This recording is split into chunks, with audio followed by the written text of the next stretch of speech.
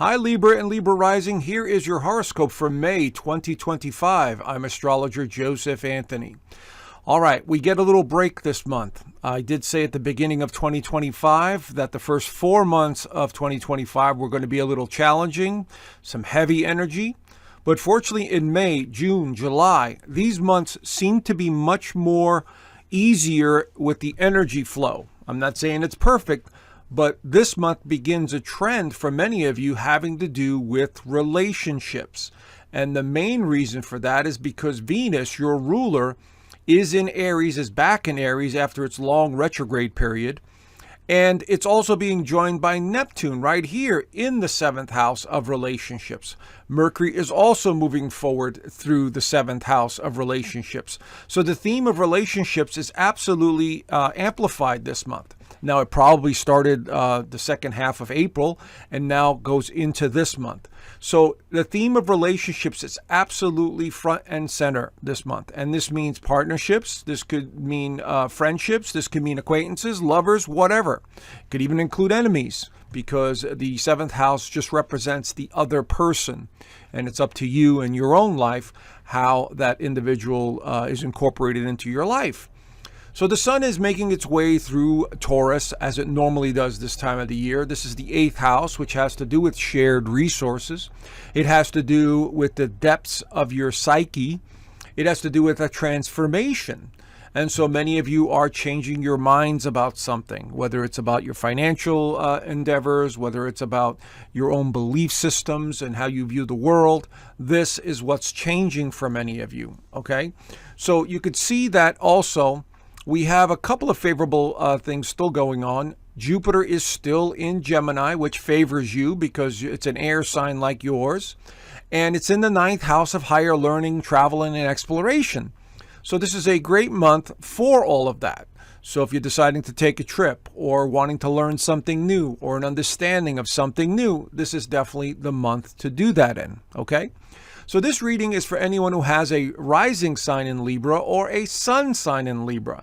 It's a very basic general reading based on tropical whole house Western astrology because everyone's birth chart is different and everyone's birthday is different. So it has to be very general, okay? So anyway, let's start off the month and talk about what these trends and these cycles are looking like. So absolutely, Venus is playing a major role in your life as it continues to move forward through the 7th house, and it'll be here for about 5 weeks or so going into June, and then it'll switch signs and go into Taurus in the 8th house, and we'll cover that next month. But as Venus makes her way through the 7th house, you're absolutely feeling more like socializing. You're feeling like you want to connect with people in any way possible, being friendlier and just longing for some sort of connection. You might find yourself impulsively doing that because Aries is very impulsive. And so beautifying yourself, looking at beautiful things, going to art galleries, focusing on clothes and beauty are natural when Venus is going through your 7th house. Okay? But there is also something else going on here. There's an absolute conjunction with Neptune. Now, Neptune is kind of a lower vibration, or they're on the similar vibration as Venus. In other words, enjoying beauty, enjoying giving to others, being very aesthetic and looking at things in a certain way. And when they join up like this could be several things that goes on. One, it could be a magical connection with somebody that almost seems almost surreal. You know, it's like a fantasy. It's an illusion. But on the other hand, it can be very creative. This alignment between Venus and Neptune could be a highly creative alignment, such as becoming artistic and starting to draw, looking at colors and designs, and maybe you want to sing or express yourself. Maybe you're going karaokeing. I don't know, but I'm just putting it out there. But this is a magical alignment.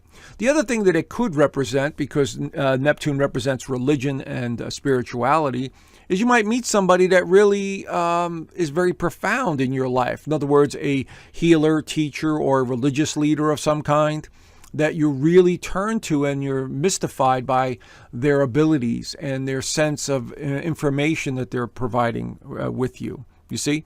So anything is possible with this alignment. Just be realistic is all I'm saying, because Neptune has a tendency to make things a bit delusional, fantasy-oriented, maybe not even appear to be real. So that's all I'm suggesting, okay? But it is a very positive, energy, and it can be very useful as it makes that connection for a few days.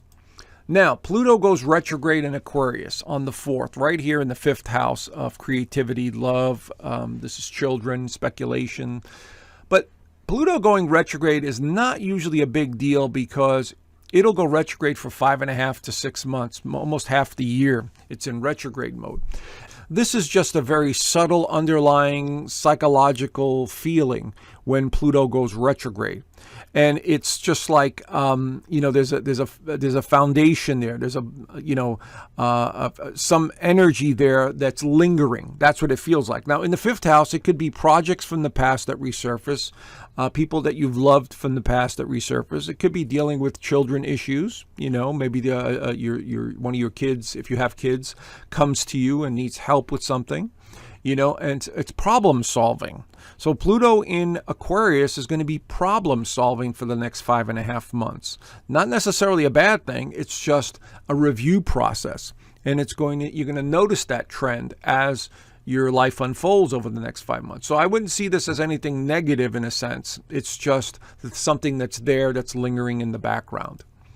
Now, Mercury enters Taurus on the 10th. And here it is right here. And now our minds switch gears and it goes back into the financial realm because Taurus is a financially oriented sign. And so here we have, let's think about money and expenses. And you need to be careful also, Libra, because your sign is one of the signs that loves to spend money. And this could be money going out for some reason in debt or credit cards or buying stuff that you don't really need. Could be anything to do with taxes or mortgages or anything of that nature as well. But our minds definitely shift to financial matters at this time when Mercury enters Taurus. So that'll be for about 3 weeks as it makes its way through Taurus.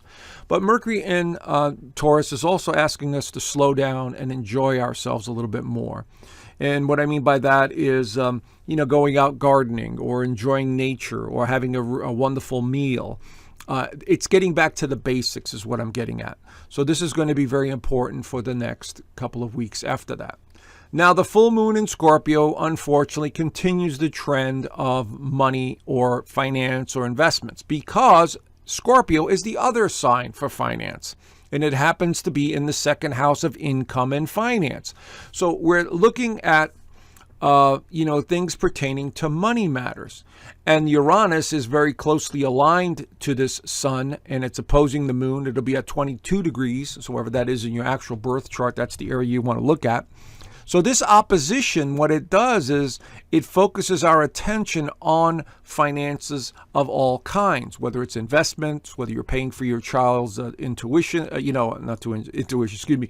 tuition for college, all kinds of expenses could be on the table here. So there's a realization about financial matters that comes to mind. And of course, Scorpio is a psychological sign. So there's a psychological concern over financial matters in some way. But there could be some surprises in the mix because the Sun-Uranus conjunction, which is going to be exact on the 17th and 18th, could bring in some surprises, that could be quite creative and new.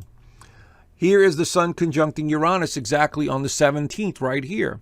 So this is innovation, thinking outside the box when it comes to finances, when it comes to your mind.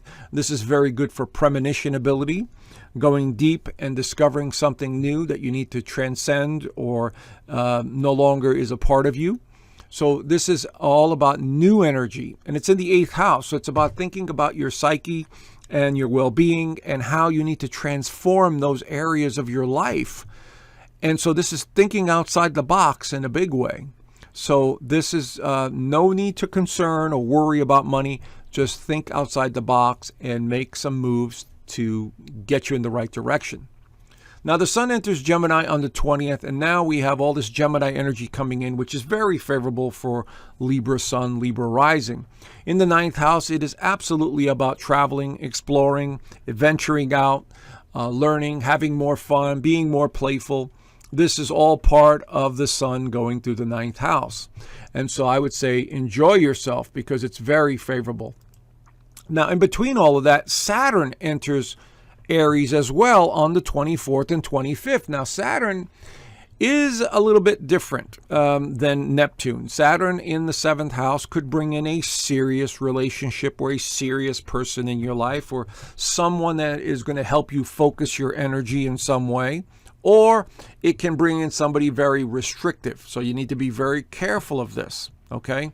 As you can see here, Neptune and Saturn, which are going to be together for a little bit, will bring in something very mystical, very spiritual, but at the same time could bring in somebody older, mature, or there could be some issues with restriction of some kind, whether it's business, an employer, a partner of some kind. So I want you to be very mindful of this. This will be about 2.5 years as it makes its way through the 7th house, but it's just Saturn is about effort that you put in and karma that you receive through that.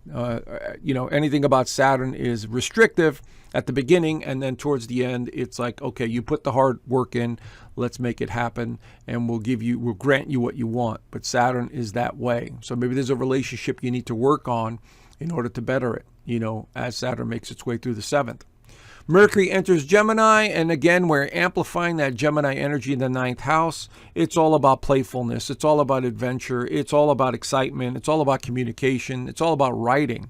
So this is a great time for all of that as Mercury makes its way through Gemini. And then, of course, the new moon is also in Gemini, and that's going to be at 6 degrees of Gemini, so wherever that is in your birth chart.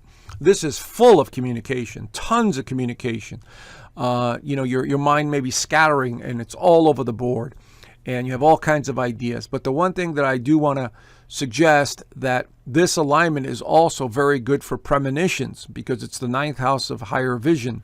And so you need to pay attention to that because you may be getting glimpses of the future that are going to be very important to you. Okay, so anyway, there is the general overview for the month of May. If you want to know more, I do an extended version of this in my Inner Circle community, as you can see here.